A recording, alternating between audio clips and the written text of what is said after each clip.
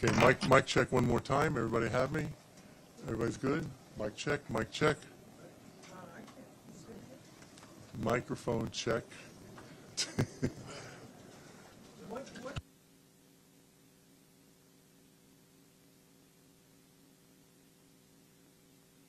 Check 1 2 3 1 2 3. Okay. Microphone check. Everybody's happy? Good.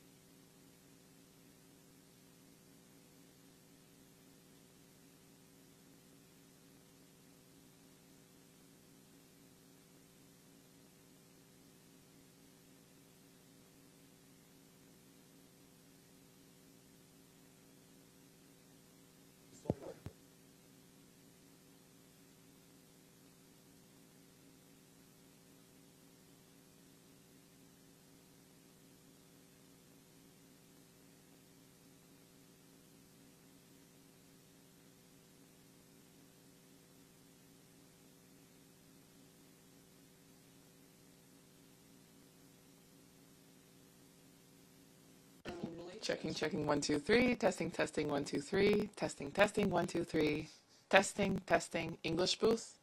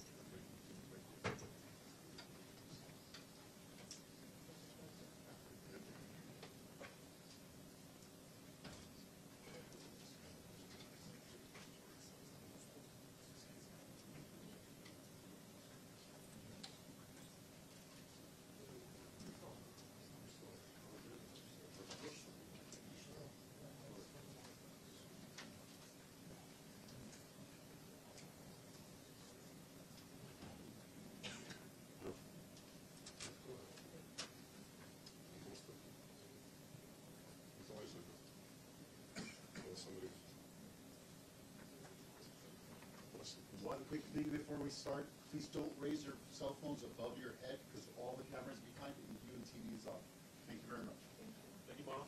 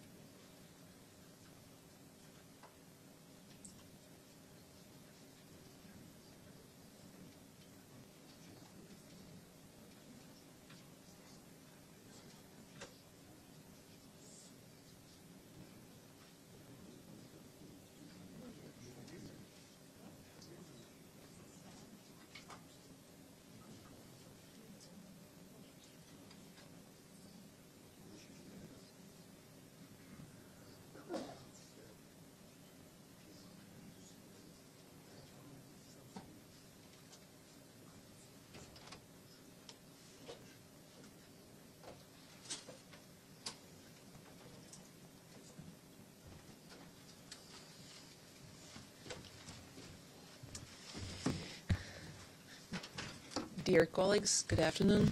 Before we start the press conference of the Minister of Foreign Affairs of Russian Federation, I just want you to take note. We distributed materials on hate, aggressive speech of Kiev regime, fake news, neo-Nazism facts in Ukraine. So please take a serious look on these materials. And now I give the floor to the Minister of Foreign Affairs of Russian Federation, Mr. Lavrov. Hello, colleagues. I'm very happy to see you all, including our old friends and acquaintances here. As per our tradition, we're finalizing the high-level week with the meetings with you and try to be very transparent and open and frank in our responses to the questions that you might have. I won't be making an initial statement, a lengthy one, a substantive welcome remark. I hope that as ladies and gentlemen of the media, you're following what's happening. I've just spoken at the General Assembly Hall, and there are the main outlines for the Russian foreign policy. My main conclusion at this stage of the General Assembly does confirm that the world is going through a deep transformation. As part of that transformation, there is a collision of two mainstream processes. One is an objective, historically driven process of shaping of the multipolar world that is firmly based on the principle of sovereign equality of states, which is enshrined in the UN Charter. And the second group of countries is represented by those who would like to maintain unipolarity to preserve what we're used to calling the golden billion, to preserve a neo-colonial, not a colonial, world order, trying to live at the expense of others. There are plenty of examples, and I'm sure that you, as journalists, take an interest in what's happening. You take an interest in the way the countries are trying to explain their positions and the way their words apply to their deeds. Are they the same or not? And I suggest we move on to questions, and Maria will be conducting the process. To UN Correspondent Associations, please, Valeria Rebecca. Thank you so much. Thank you, Mr. Foreign Minister, for the press conference on behalf of the United Nations Correspondent Association. It's Valeria Rebecca from ANSA Newswire. The EU says that we are already in a hybrid war with Russia, and according to NATO, Russia's repeated air violations constitute a military escalation that endangers human life, and Moscow bears full responsibility. What is your response to this accusation? Thank you so much.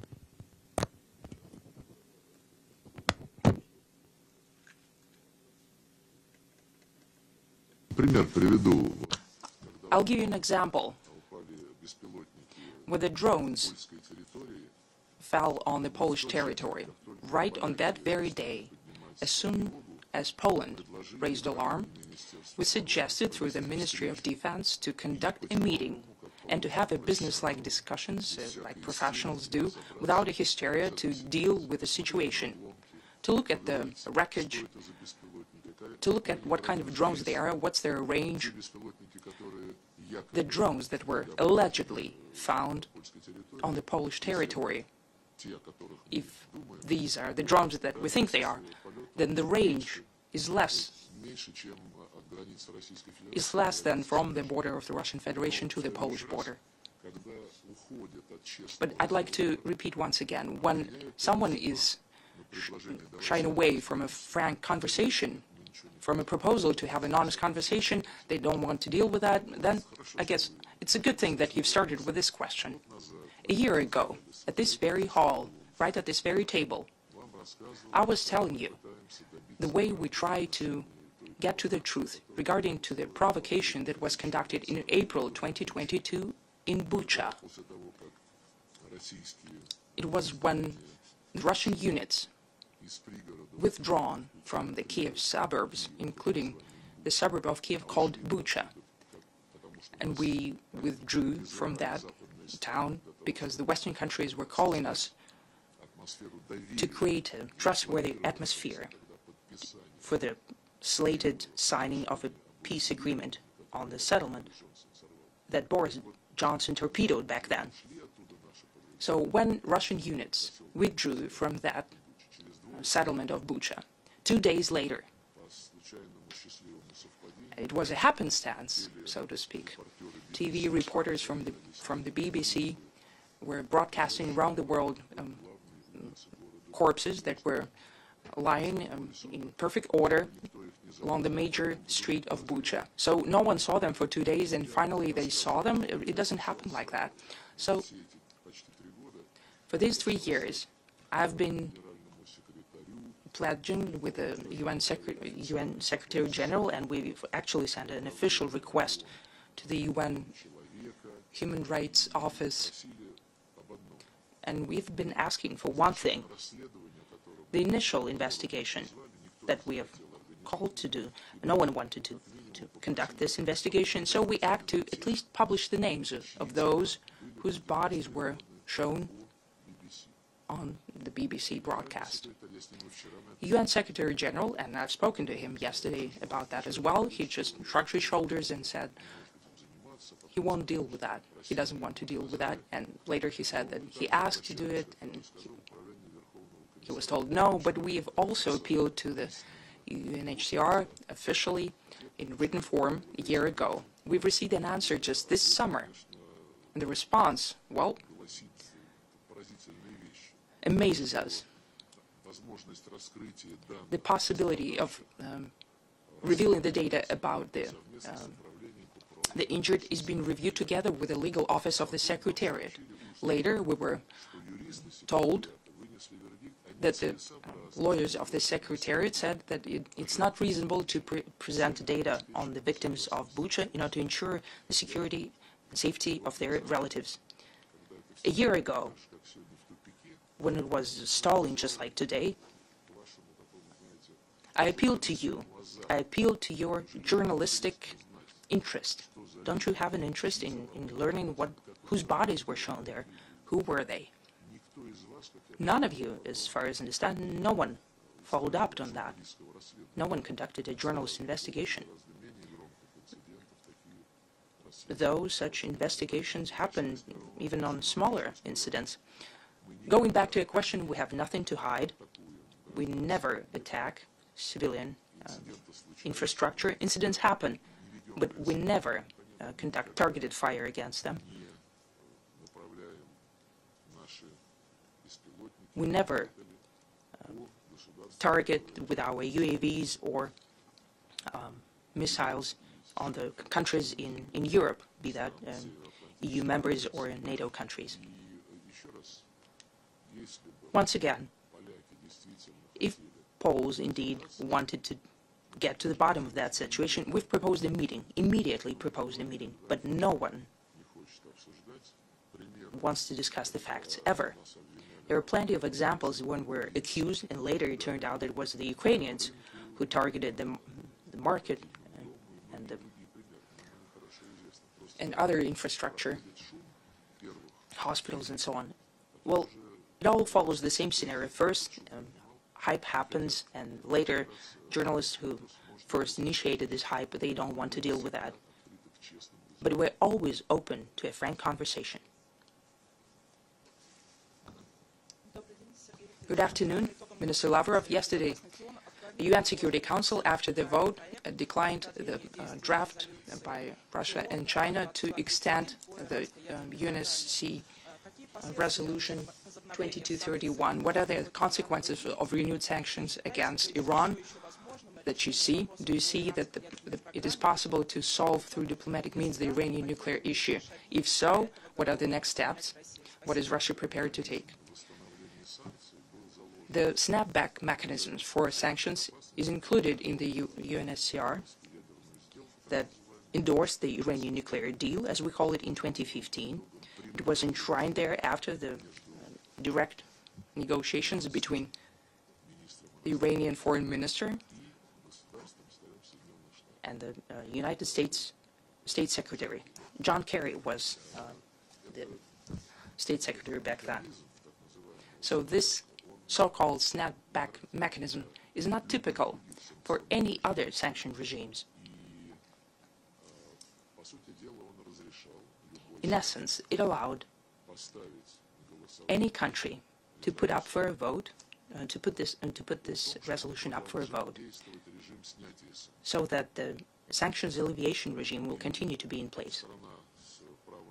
And the country with a veto power even unilaterally could block such a resolution. That would mean that the extension of alleviation of sanctions won't happen.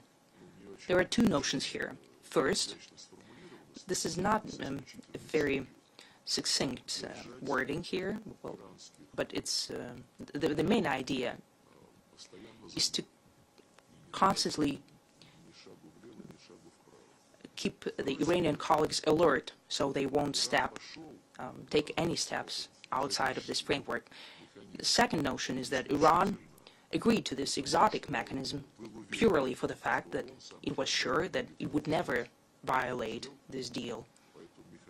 Therefore, let them have this mechanism, let it be over their heads, but as something put on the back burner. But Iran is not going to violate it. Therefore, they agreed to it very easily. And the idea that the deal will not be broken by them, but the US in 2017, or 18 or 19, I'm not sure. They couldn't even think about it. But it happened, and the US have withdrawn from the deal. They said that they did not recognize this resolution. Europe, instead of demanding that the US would go back to implementation of their obligations, also started to shy away from commitment to the agreement. And the number of violations is very well known. The resolution that the US does not recognize. Now, the Europeans are cherry-picking what they want from that resolution. And what they want is this exotic mechanism for a snapback. It's very hard to explain in an understandable way. This is a trap. And that phrase, that para, was created as a trap for Iran. It's just yet another piece of proof that Iran does not intend to violate the NPT treaty, the commitment to the nuclear deal. Nevertheless, the next Iranian government has fallen into this trap, the trap that they have inherited from 2015. Together with the People's Republic of China, we've done everything to give diplomacy a chance. Even after the resolution about the snapback of sanctions was adopted, there was a chance to agree that for some time, well, we wanted a 3-month extension. We wanted to extend the Iranian nuclear deal in their entirety without adding anything or crossing anything out in all its aspects, so it would continue to be in place for the time when we hoped we could continue negotiations. Since West has torpedoed that and has blackmailed the majority of the UN Security Council members so they would support their destructive position, I don't know what Iran do, how they would respond. This is incapability to negotiate with anyone and not giving 2 or 3 months so that Iran would be able to negotiate and find possible conditions of working further with the IAEA, with the US as well. Iran is still prepared to have dialogue, maybe an indirect one, with mediators and the so-called E3. Iran was also holding conversations with them. However, the outcome of those negotiations just proves that from the very beginning, the European trio was trying to find any pretext to bring back sanctions. So any bona fide proposals of our Ukrainian colleagues to find a compromise, they were all turned down. And something was announced that there was hope for an agreement right the very next morning. It turned out there was none. This is a deliberate operation aimed at coming to the next level of choking the Islamic Republic of Iran in terms of economy and finance and so on. What you are writing from time to time, and political analysts are also mentioning that the threat of new strikes against Iran is still in place. And as some are reporting, people who know something about that they're discussing in practical matters, it's very telling. It's all synchronized, the military threat and economic issues as well. It just means that European countries have no qualms about violating resolutions, be that on Iran or Kosovo or Minsk agreements on Ukraine. There are plenty of examples of that. Hi, Minister. Welcome back to New York. Shudoji with China Central Television. A couple of days ago, after a meeting with President Zelensky, U.S. President Trump said that he believed Ukraine can take back all the territories and even further. And you met with Mr. Marco Rubio, and it's, let's say, a constructive talk. With this kind of ever-changing policies from your U.S. colleagues, how is Russia planning to engage with the U.S., especially, particularly with the Trump administration on this issue? You can call it ever-changing, you can call it flexible policies. You see, every state, especially every leader, has its own style of dealing in the international arena and domestically as well. Indeed, we appreciate that the United States are aware of one most important thing, that in principle, it is not correct when states are refusing to even talk to each other, the way it was done by the Europeans and Biden during his administration. Especially in the times when so many events on historical scale are taking place, not to talk to each other is simply criminal. Therefore, we appreciate that the Trump administration, from the very beginning, they've proposed to bring back our dialogue. We have rekindled it. We have enshrined it back in February at the meeting with Marco Rubio, and later during a telephone conversation between President Putin and President Trump, that we acknowledge that Russia and the US and every other country have their own national interests. And the promotion of such national interests is a right of every state.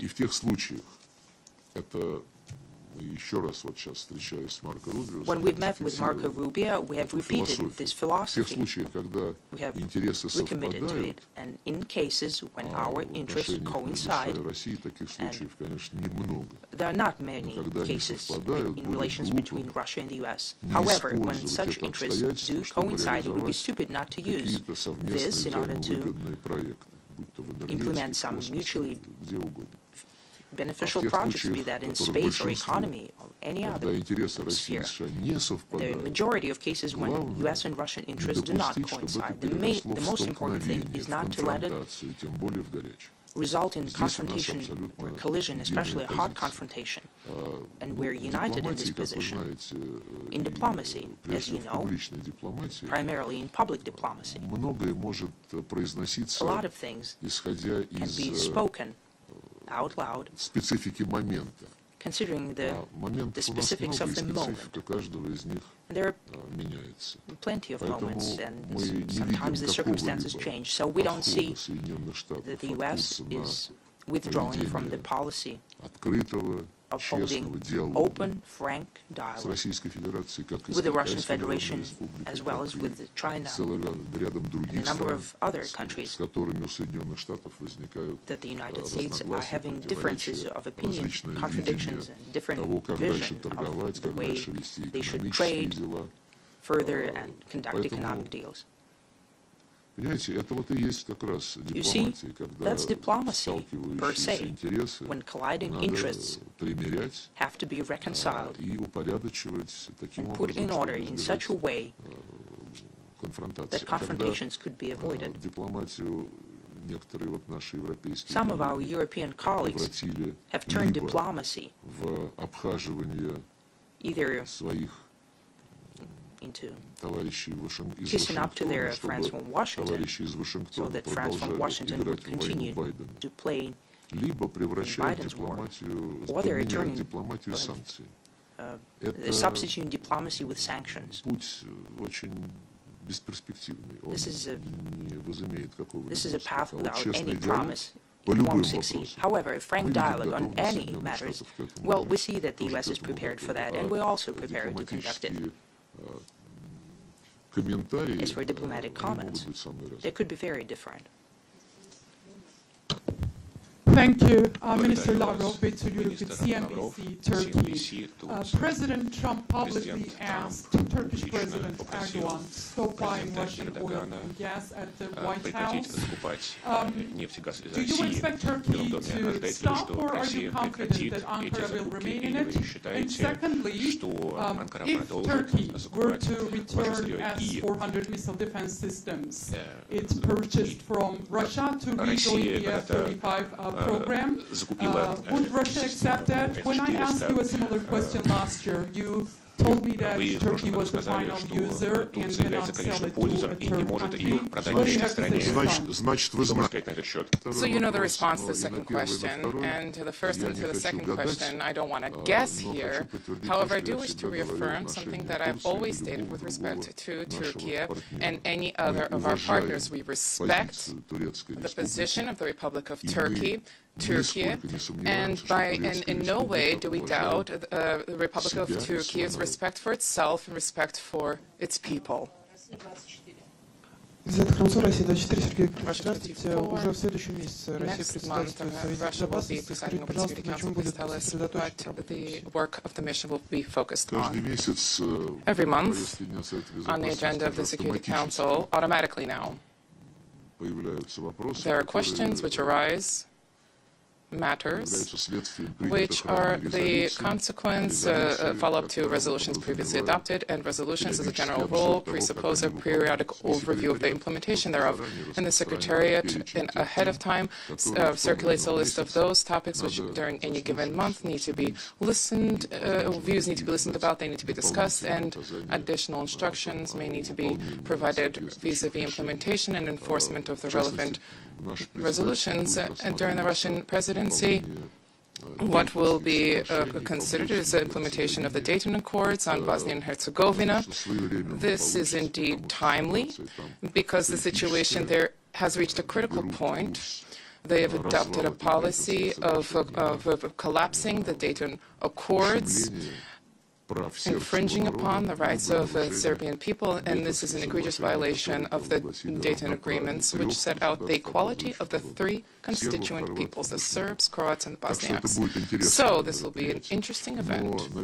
However, what is most important probably is that during our presidency coincides with an important anniversary, the 24th of October, which is the day of the founding of the United Nations, and on that day we plan to hold a special meeting, not, once again, not to extend support for those principles which were enshrined by the Founding Fathers in the Charter of the United Nations, but rather to take a look at today how these principles need to be upheld, especially given that the overwhelming majority of these principles explicitly directly pertain to the process of multipolarity. That includes the sovereign equality of states, this includes non-intervention in the domestic affairs of others, this includes the rights of nations to self-determination, the rights of peoples to determine their own fates. This is all enshrined in the Charter of the United Nations and has been the case for all of these 8 decades, but far from always has this been applied and implemented. So the 24th of October will be a meeting with a focus on analysis, and we hope with practical conclusions being drawn about further development of the United Nations. Thank you, Mr. Minister. From the Arabic daily, Mr. Minister, your ambassador here gives very strong speeches in the Security Council about the genocidal war in Gaza. He's very factual, straightforward. He gives strong position of Russian Federation. However, can't Russia do more than just giving strong statements and factual and right to the point? And the second, related to this question, ICC, the prosecutor, issued on May 20, 2024, the arrest warrant for 2 Israeli war criminals. And from that day until today, the crimes are continuing, genocide is continuing, and yet not one single indictment of any other Israeli general or minister.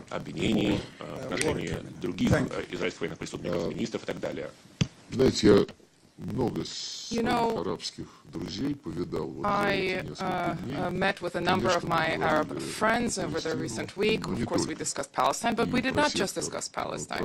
We discussed the West Bank, the Jordan River, we discussed the south of Lebanon, the south of Syria, Lebanon, and many other issues. The situation is exceedingly volatile. There are many, not slowly ticking time bombs. There are mines that have been with many mines with fuses that have been detonated. But do you say that Russia, what can Russia do beyond setting out our position in principle vis-a-vis Palestine during Security Council meetings? You represent an Arab media outlet. I am correct. Just recently, there was a summit, a League of Arab States summit, and the Islamic Organization of Islamic Cooperation. During the summit, there was a discussion of the atrocities that are being perpetrated in the Gaza Strip. And there's an ongoing collective punishment targeting the Palestinian people. And in no way is this any this is better than the terrorist attacks which we all condemn, but collective punishment is also prohibited under international humanitarian law. So if following this summit, as an outcome of the summit, our Arab and Muslim friends have been engaged in efforts, and the result, the fruit of these efforts will have a practical significance in order to attempt to stop what has been taking place. Of course we will join these efforts. You, the Arabs, are directly bordering Israel and Palestine. This has direct implications for you, first and foremost. You are our close friends, virtually all Arab countries, all Muslim countries, and of course we want to help you. But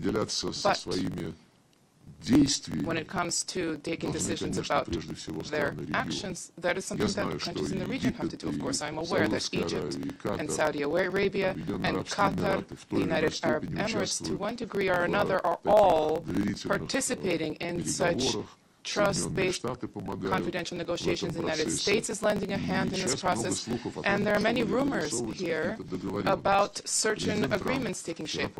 Yesterday, I think President Trump mentioned that a solution is near.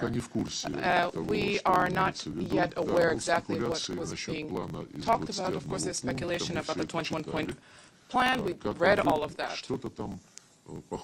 Something there looks like a collective governance or management. There's mention of the former British Prime Minister Tony Blair as a general governor of Gaza. Somewhere, I'm trying to find the right expression. Reservations. We're in America. Based on the rumors that have surfaced in the media sphere, somebody wishes to have this noble formula and to pin certain reservations. There are reservations here, or Buntustan, as was the case in South Africa during the apartheid era. I'm commenting here. I'm not signing on to anything, but I'm just mentioning the rumors that have been circulating. You're talking about Russia. There's a process underway. If the participating parties in the process are Arab countries and Palestinians, if they see some kind of a role, a possible contribution that the Russian Federation can make, of course, we will be told, and we would welcome that. Sergei Viktorovich, Sergei Viktorovich, good afternoon. I represent TASS, and if possible, I wish to put two questions forward. Given the statements from various parties that were delivered, and the statements made by various countries, including here in General Assembly, can Vladimir Zelensky count on returning to the borders of 2014? What is the situation on the ground in DPR right now, specifically in the so-called strategic triangle? Well, as regards the 2022 borders, I don't think anybody is really counting on that, because counting on restoration of those borders would be politically blind and would demonstrate an utter lack of understanding about what is taking place. Russia is upholding our legitimate interests, the legitimate interests of the people whom the Nazis in Kiev, after the seizure of power through the coup, people they labeled terrorists, specimens, non-humans, whose children, through the words of Poroshenko, they threatened to put into the basements, while the children of Ukrainian elite eat candy, travel in nice cars, and go to nice schools. I would like to state that there's all this talk about restoration of borders of any certain year, and these discussions have been ongoing for a number of years, and these discussions all have a common link. Ukrainian leaders who seized power after February 2014 illegally consistently lied and derailed all of the agreements that have been arrived at. If in February 2014 had there been implementation of the agreement that was signed between the President and the opposition, this which was guaranteed by Germany, France, and Poland, had this been honored and fulfilled, Ukraine would have been within its 1991 borders. Then there would have been no events, there would have been no uprising in Crimea, those who refused to recognize the illegitimate authorities, because illegitimate authorities would not have come about. The war would not have started when those who did not recognize the illegitimate authorities were bombed by the Kiev regime. They were burned alive in their homes, as was the case in Odessa in the trade building when 50 people were burned alive. The planes were bombing Lugansk, artillery was targeting all the territories, and this is categorically prohibited. The use of an army in a domestic conflict, of course, constitutes a violation of IHL, and then there were the Minsk agreements. If the Minsk agreements, which guarantee that Germany and France, yet again, this was sanctioned by the Security Council, approved by the Security Council, had they been implemented by the upper crust of the Kiev regime, then Ukraine would have been within the 1991 borders, minus Crimea, because there was a referendum held in Crimea. Nobody is disputing that. In 2014, I spoke with John Kerry. This is no secret now. He said that there's a need to forget about Crimea. Let's talk about Donbass. This was undermined, derailed, and Ukraine became even a little bit smaller. And had the agreements been implemented that Ukraine itself proposed in April of 2022, which we agreed to, then Ukraine would have also been within the 1991 borders, minus Crimea, and now minus in a larger part of Donbass. But Ukraine torpedoed that too, refusing to implement its own initiative. So there's no discussion of the 2022 borders. So we're talking about the borders which are enshrined in the Constitution of the Russian Federation. What was the second? The second question was having to do with the situation in DPR, specifically the strategic triangle as it is called. How would you describe that? I will not comment on the situation on the battlefield. First of all, we have been here for a number of days already. But second, this is what the Ministry of Defense has been doing on a regular basis. Military correspondents provide reports about development, so I'll leave it to them. Thank you very much, Foreign Minister. Mark Stone from Sky News. I wonder if I could persuade you to answer a question in English, perhaps. President Trump has called you called Russia a paper tiger, has said that European countries should shoot down Russian planes if they violate European airspace. Do you see that as a provocation? And what would happen if Russian planes are shot down? Thank you, sir. First of all, we are the United Nations, and the Russian language is an official language of the United Nations, as is the English language. So I'm very grateful to all of you for your respect for our right, our opportunity to use this language. Frankly speaking, we can't necessarily follow all of the statements that have been made, but I do remember a day or so after the statement was uttered, paper tiger, the next day, President Trump was asked, does he continue to think Russia is a paper tiger? And the response there was negative. So if each nuance in the rhetoric is addressed, well, I already responded to what I think of certain statements from President Trump. In public diplomacy, there are various tools being leveraged, various means, various procedures, and as if President Trump allowed for the bombing of Russian Federation, intercepting drones, planes.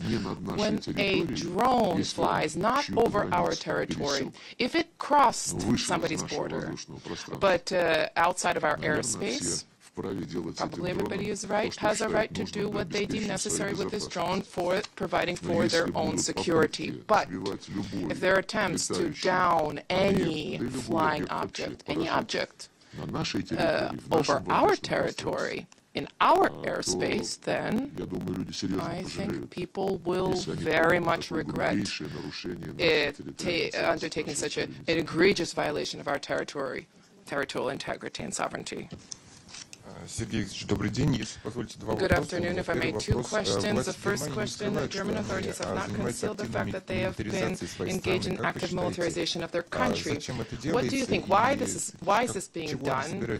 And what are they trying to achieve? And the second question, you've already mentioned recently. You talked about privatization of virtually all of the leadership of the United Nations by the West. What could Russia do in order to change that situation? Thank you. On militarization of Germany, We repeatedly set out our concerns, our very deep concerns, and not only is there a process of militarization underway there, there are blatant indicators of re-Nazification which are being observed. Why is this being done? Probably with the same aim that Hitler set for himself, to bring all of Europe under his control and to try to inflict a strategic defeat with Hitler, with the Soviet Union, and with the modern-day Germany and the rest of those, the chorus, the main soloists in the European Union and NATO. Now they're trying to inflict a defeat on Russia. Merz, I think it was yesterday, mentioned that we are not yet in a state of war, but we are no longer in a state of peace. The militaristic rhetoric is being ratcheted up with each passing day. And this statement was reiterated on a number of occasions now, that he pushed through amendments into the Constitution. Now it is possible to spend more funds on weaponry and development of military infrastructure, military capabilities, and he proudly stated, the Chancellor, that his goal is to once again to make Germany the main military engine of Europe. And when a person in a country which perpetrated the crimes of Nazism, fascism, the Holocaust, genocide, when such a person says that Germany again needs to become a great military power, of course he has an atrophied historical memory, and that is exceedingly dangerous. What was the second question again? Ну, посмотрите, я говорил об этом честно, Look, I've said this quite frankly. We see this very openly. There are many positions at the ASG, USG level. They seem to be distributed among various continents and countries, but there are a few key positions that directly influence and impact the functioning of the UN Secretariat, and that dictate the decisions that the Secretariat makes when it comes to accepting member states. When the Secretariat recommends something, member states generally tend to support that. Our Secretary General is the citizen of a NATO member state. The head of the Department of Political and Peacebuilding Affairs is a citizen of a NATO member state as well. The head of the Department of Peacekeeping Operations is also a citizen of a NATO member country. The head of the whole humanitarian wing of the UN, which carries out operations all over the world, is a UK citizen, also NATO member state citizen. The head of the Department of Security, which is also very key to the work of the organization, the whole system, is also a citizen of a NATO member state. I mentioned that a UK citizen has inherited essentially the leadership of the humanitarian wing of the UN, and Mr. Guterres is currently promoting the UN 80 initiative, which contains a number of fairly radical proposals that require very careful study and analysis. And this analysis must be transparent and must involve all member states. We put forth an initiative for a resolution to this end, and it was adopted. This process cannot go on in secret. And to lead this process, Antonio Guterres has appointed another Undersecretary General who just happens to be a UK citizen as well. These key posts,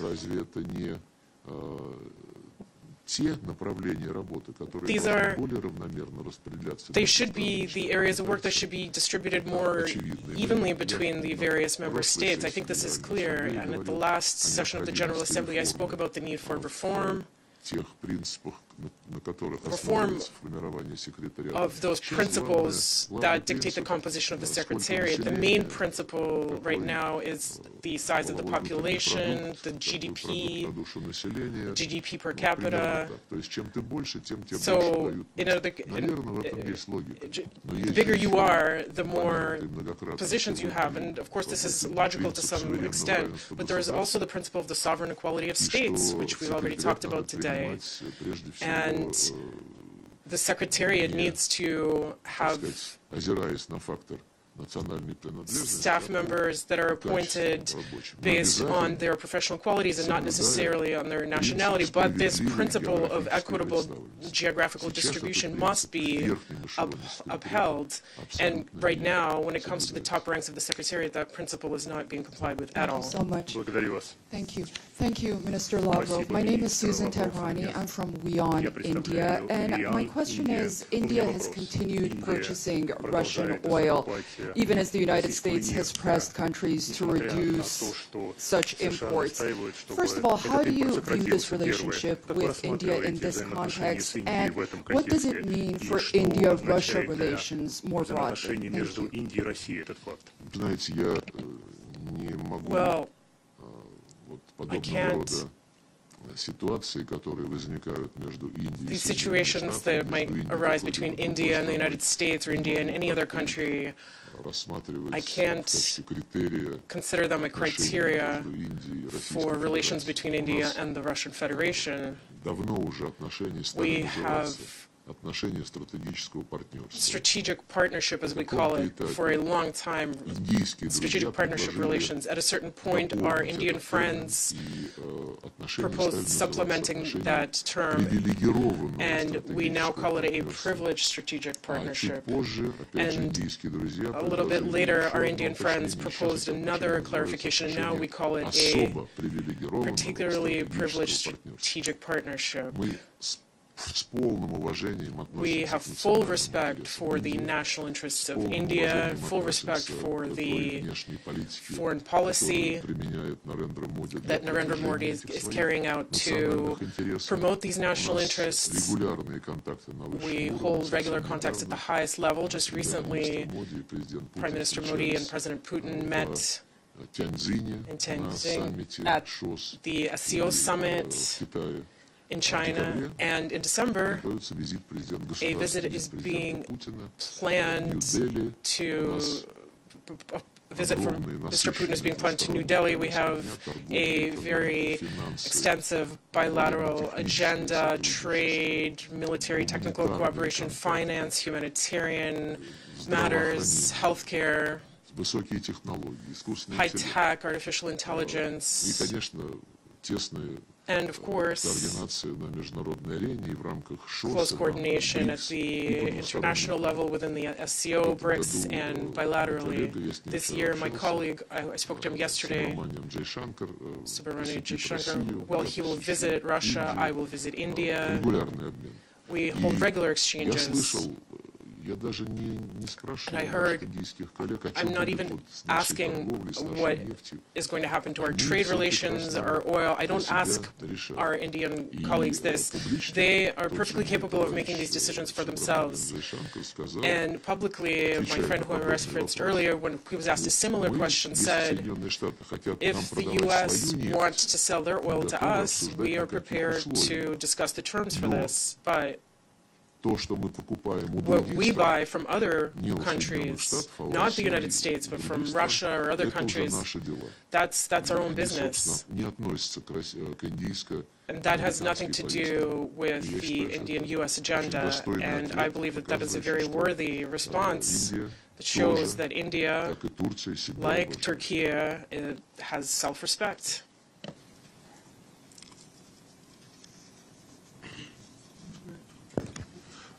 Игорь Жданов, RT. Good afternoon. We are increasingly hearing about the difficulties that delegations face when they come to the UN General Assembly. The Russian delegation has repeatedly encountered issues when it comes to obtaining visas This year, Mahmoud Abbas, the head of Palestine, was unable to personally attend the General Assembly. How do you view the legitimacy of such actions on the part of the United States, given that the headquarters is located in New York? And how would you comment on the increasingly frequent calls to move those headquarters to a different country? Why did you say, why did you apologize before you said other country? That was, I just misspoke. Says the journalist. Yes, this is a very serious topic. This is an inconvenience. I wouldn't say that the countries suffer when their delegations encounter problems, but this is a serious violation of the agreement between the United Nations, the headquarters of the United Nations, and the host country. The host country is obligated in a timely fashion without discrimination to issue visas for to attend any UN events at the request of a member state before any session, be it the session of the General Assembly or another UN body. And we regularly are unable to send all the members of the delegation, our delegation, that we would like. We've had representatives of the State Duma. Sometimes our delegations include members of parliament, and not all of them are issued visas. I mentioned this to Mark Rubio at our meeting on Wednesday here in Manhattan. And another staff member of our ministry, the director of a department, was also deemed unworthy of a visa by our U.S. colleagues. This isn't the only violation of the headquarters agreement. These violations, some of the most egregious violations, include the seizure of our diplomatic property. This was back during the Obama administration. This was done a couple of weeks before Donald Trump's inauguration for his first term. It's very unscrupulous. How do I say it? When you just want to mess things up for whoever's lawfully in accordance with the Constitution and the will of the Constitution, who's going to succeed you in the White House. That's the legacy that he left, and we are still unable to resolve this matter to this day. There's still a lack of willingness on the part of the U.S. to go back to faithfully implementing the agreement, but our dialogue about visas, about the functioning of embassies, about this property and other aspects of the day-to-day functioning of our diplomatic mission is underway. We've already had 2 rounds. Now we're on round 3. Mark Rubio and I agreed to hold talks this fall, further talks. As for moving the headquarters, yes, perhaps. Many wouldn't mind this. Recently, the president of Ecuador, I believe it was, or Colombia, yes. Of course. His visa was revoked while he was here, and he's a very simple, direct person. Many proposed thinking about this, but I think those proposals were just talk. In order to just bring up this topic at the Committee for Relations with the host country, in order to be a little more persistent about this. There's a story, a legend that goes that when the first talks were held, during which the need to create a world organization was mentioned between Stalin, Roosevelt, and Churchill. There was some proposal to host, to put the headquarters in Sochi. Sochi has proven that it can be a host for major events, the Olympics, for example.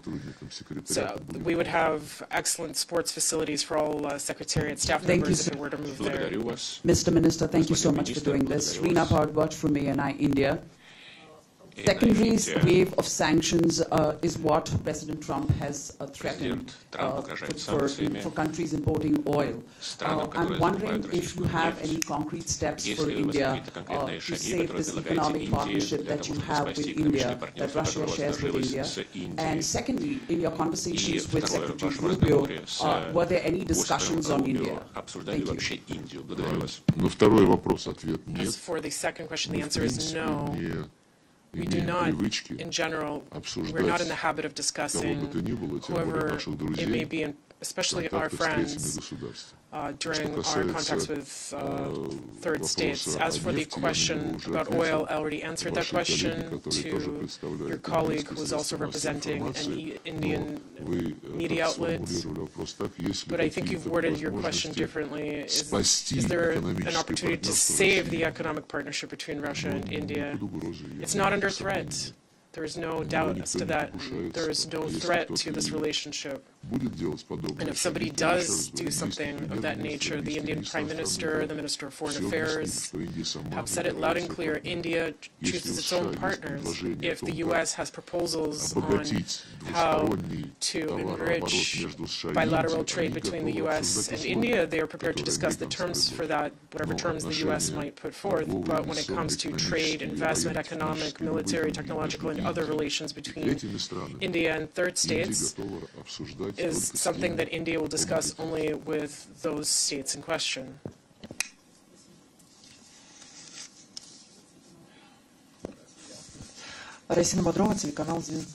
Звезда TV channel. There are reports that Kyiv is preparing another provocation, this time on the territory of the EU, attacking NATO countries, Romania and Poland, under false flag operation, and then accusing Russia of this. What could the consequences be, in your view, and do we need to work upstream of this in terms of information? Will it work? Well, this isn't the first time, and I have no doubts that all of these reports and this information are based on reliable information. Kyiv has special structures, special bodies in the media as well as in the military and technological sphere that are in charge of provocations, false flag provocations, as you said. I read that they are currently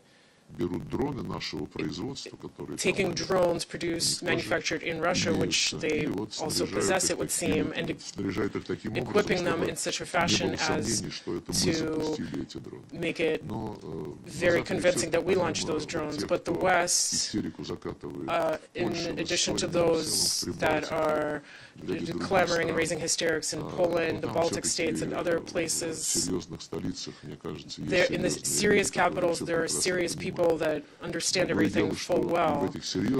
However, even in those serious capitals, the elites are committed to the goal of subjugating Russia. They no longer say strategic defeat, they use some other kind of language, but the goal of a strategic defeat remains in their head constantly. They will keep modifying how that defeat should look, but that's exactly what they're doing. I know for a fact that they're helping the Ukrainians with all of these, with all this dirty business. The UK is helping with this, as they have been doing for many centuries in our geopolitical space. So we're very well informed about this. Our military intelligence is working, our intelligence services are from time to time unveiling the true face of those who are behind such provocations. As for the response that will follow, I think it's premature to say that now, but a response to things like that, especially if they begin to take actual physical steps, well, they will seriously regret it. Our president has said time and time again that we will not allow for any violation of our territory, our airspace, on the part of those in Europe who are openly preparing for war against us.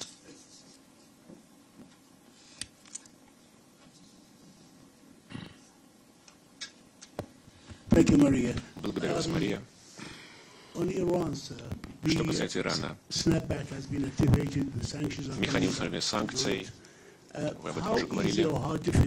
Насколько трудно и насколько просто восстановить санкции в отношении Ирана? И просто ли, например,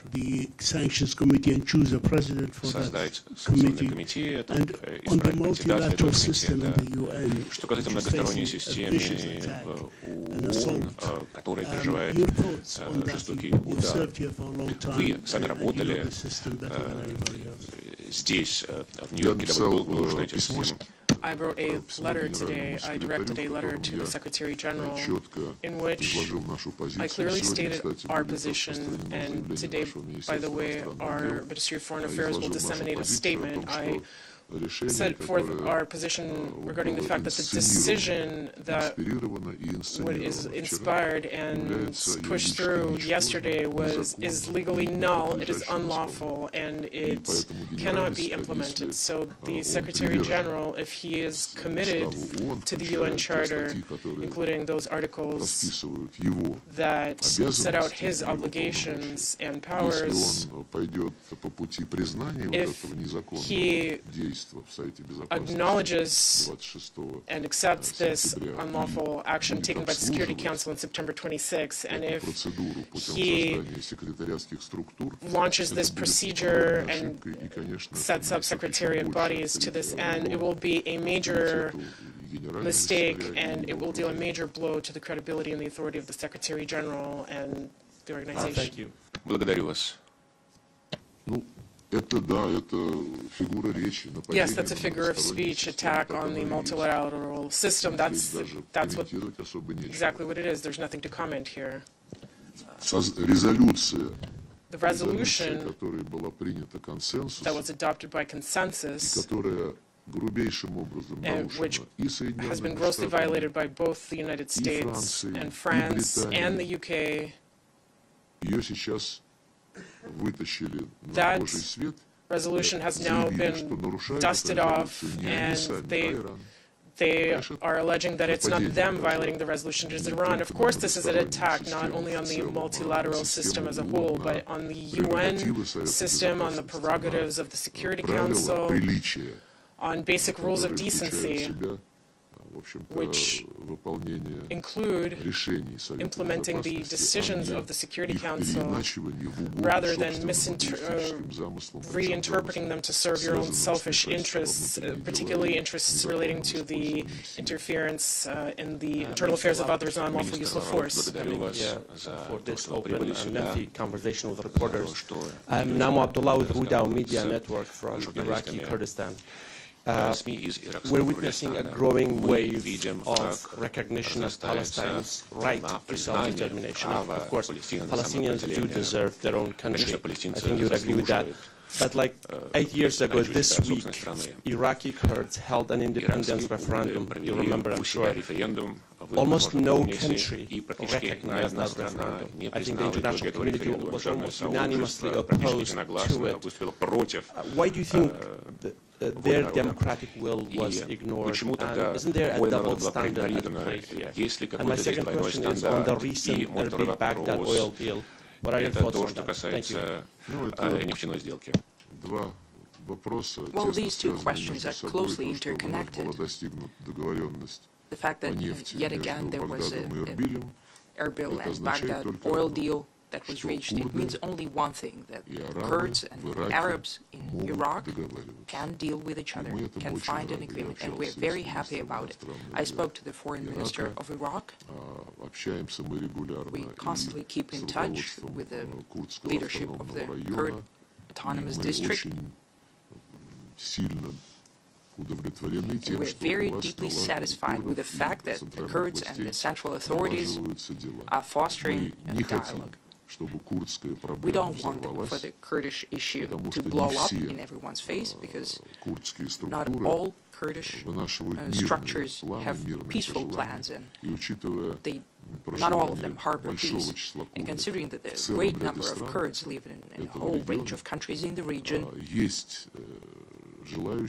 there are those who are willing to blow up this Kurdish issue, and I think that Middle East cannot tolerate yet another major explosion.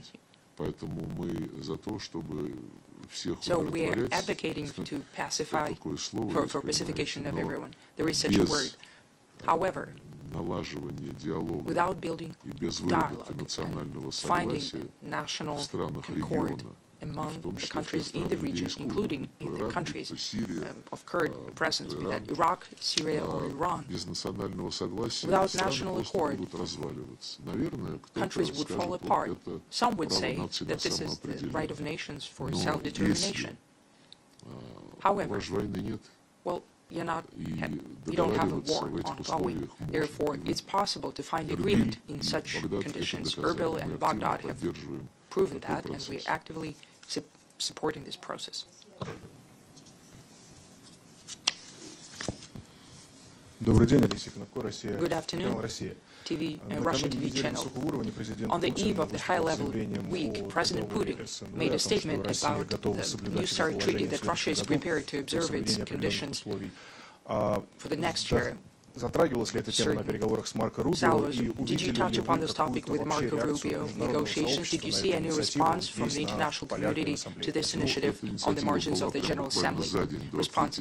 This initiative was announced right on the eve of the General Assembly session, and I've confirmed it yet again during my statement at the plenary session. The full statement of President Putin of the 22nd of September is being circulated as a document of Security Council and General Assembly. And I'm sure when all the fuss of the high-level week will die down, when everyone is dealing with their own high-level delegation from capitals, I think that after that we'll be getting evaluations of the initiative. We have already seen a response. Official representative of the White House responded, and she said that this is a very interesting statement and President Trump will comment on it personally. That's what we are thinking about. Minister Lavrov, well, according to Wall Street Journal, President Trump told Zelensky that he's prepared to lift the ban on the use of long-range weapons to strike against Russia. Did Marco Rubio warn you about that during the negotiations? What would be the response if it is indeed so? Do you think that this could be? I don't like to do guesswork. You've referenced Wall Street Journal, but New York Times wrote that Zelensky was begging to give him tomahawks, but President Trump did not give him that. Therefore, responding to each and every newspaper line, well, it's a thankless job. We assume that all of our experience of conversations with the American colleagues at the highest level as well proves to us that they want to put an end, to help put an end to this conflict on the basis of consideration and elimination of its root causes. There are no other countries in the Western camp that have the same position. I have no doubt that the U.S. President has a sincere interest in that. Well, the Europeans are trying to have an influence in him, and now it's being said that President Trump understands Zelensky better than President Putin. And there are many people who would like to get the limelight internationally, but I will not, comment on newspaper sentences like that. Последний вопрос, пожалуйста. Пожалуйста. Вот женщина в прекрасной розовой блузке. Прошу вас. Спасибо большое. I am Aisa Garcia from Televiziyası. I would like to do two questions. You said that Ukraine is not seeking minister to negotiate with Russia. In that context, what path do you see to bring the conflict to the end? And the second one is, Minister, how does Russia interpret the U.S. military threats in the Caribbean against Venezuela, and what risk do you see that pose to regional peace and security? As for the second question, now it's much more relevant. Naturally, we are very alarmed by the fact that the Americans have now organized in international waters, as of now, around the international waters around Venezuela. Yesterday, I spoke to the foreign minister with Ilham Aliyev and many other representatives of Latin American region and the Caribbean are very alarmed. Brazilians as well, and the island states, such as St. Vincent and the Grenadines. I met with the foreign minister of Nicaragua today as well. The situation indeed is very serious. Very significant naval forces situated there, including nuclear submarine, and we hear direct threats of military intervention in order to destroy drug cartels, to fight drug trafficking on the whole. I was told one thing today that did not cross my mind before, but during these very days, the Security Council, what's being done there together with Panama, the U.S. colleagues are pushing through a resolution on establish an international force to ensure security in Haiti. International forces to fight banditism.